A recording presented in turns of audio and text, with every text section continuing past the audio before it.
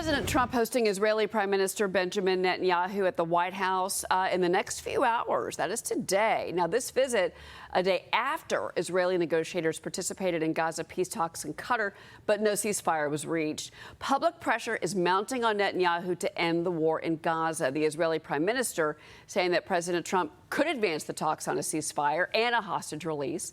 President believes a deal could be reached this week. Iran's supreme leader making his first public appearance since the U.S. strikes on key nuclear sites. He came out of the bunker, apparently.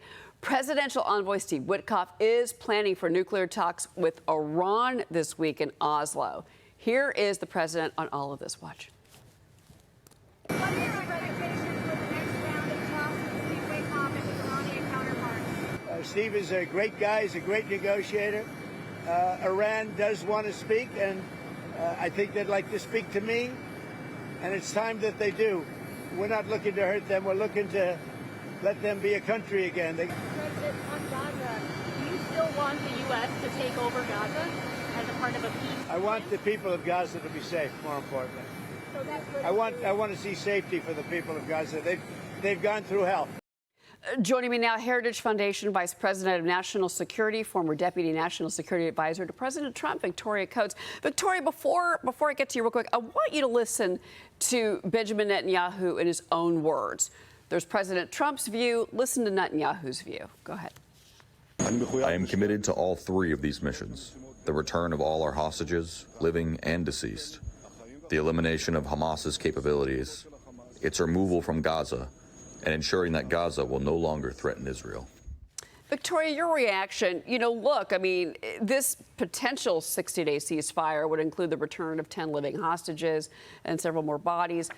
But I guess the question here is a deal going to happen? Is Benjamin Netanyahu ready to start to agree to that ceasefire?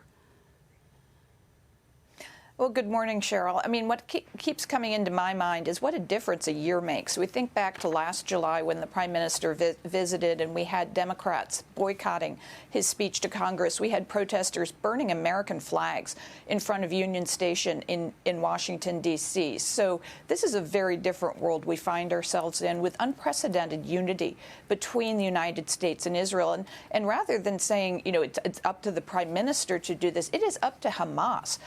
Special Envoy Witkoff has given them yet another framework for a 60-day ceasefire, for the return of hostages, for ending this war in Gaza. And Hamas is the one that refused to take this. So the pressure needs to be on Hamas, not the Prime Minister of Israel, to end this war. Okay, let's talk about the Houthis, because Israel launched airstrikes on the Houthis.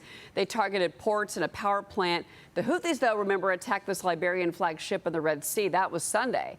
It caught fire. The crew had to abandon ship. These Houthis responding more today. They've launched more missiles at Israel.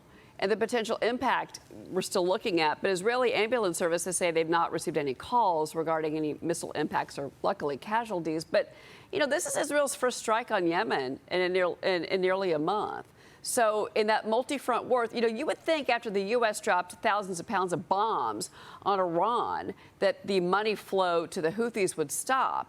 Does this mean it has not? Well, it hasn't, and that's the critical thing. We've seen Israel really systematically degrade both Hezbollah and Hamas, two of the most powerful of Iran's proxies. But that doesn't mean the Houthi are now powerless. So I think that the fact that they are continuing to harass commercial shipping through the Red Sea, that's something actually our European allies should help us a great deal with, because that's their vital shipping lane. And so that's where I think we need to now pay some attention, make sure they can't disrupt that commercial activity.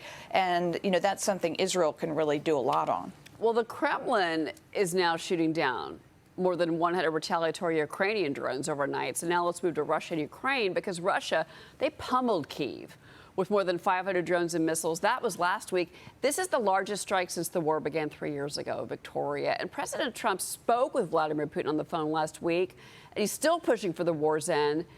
But he expressed his frustration to reporters about Putin. Watch this. It was a pretty long call. We talked about a lot of things, including Iran. And we also talked about, as you know, the war with Ukraine. And I'm not happy about that. I'm not happy. all this? No, I didn't make any progress with him today at all. Victoria, no progress. No, I think the president is rightly frustrated here, and this is a war that should never have started. He's been 100% accurate on that if he had been president during the Biden term, this wouldn't have happened. And so I think it is a source of deep frustration for him. He wants the killing to end. But the other piece of this, Cheryl, is there's some really interesting reporting in the Wall Street Journal over the weekend that Russia's economy is going into a potential crisis here. So this is a place where the president can have some real leverage over Putin. I don't think the Chinese want to eat a lot of this financial risk that's represented by what's happening in Russia. The economy sort of overheated it on this war footing. Now it's starting to show some sort of structural cracks. So if the United States and Europe, importantly, tighten sanctions on Russia, this can be a real point of leverage to get Putin to the table to make a deal. Yeah, no, and I agree. And also, too, the question mark here is about, U.S. support for Kyiv. And we know that Zelensky and Trump also had a phone call. I want to bring in Liz Peek. She's got a question for you, Victoria. Good morning, Virginia, and thanks for joining us. It seems to me that Trump has bent over backwards to accommodate Putin, to draw him in, to encourage him to talk peace with Ukraine, all to no avail, including last week suspending shipments of armaments to Kyiv, to Ukraine, saying, well, we're out of stocks, which seems sort of actually not quite genuine to me. But what can we do? I mean, the sanctions are in place.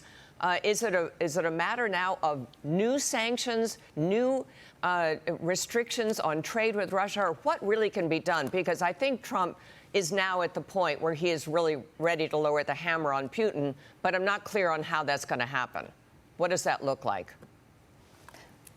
Well, Liz, what the president's talked about are these secondary sanctions, which means the countries that do business with Russia are then liable to sanctions. And that's what really can hit China. It's what worked with the Iran sanctions in the first term, where you had China much more concerned about doing business with Iran because they could then be liable to U.S. sanctions. And so if you do that same thing with Russia now, and as I said, the president's talked about this over the first 6 months of his term. He's well aware of this tool. If you even threaten it, I think given all the other pressures he has on countries like China, this could be a very effective way to bring that leverage to bear on Russia to get Putin to the table to make a deal. Victoria Coates, it's always great to speak with you on this. Thank you very much for being here. Thank you. All right.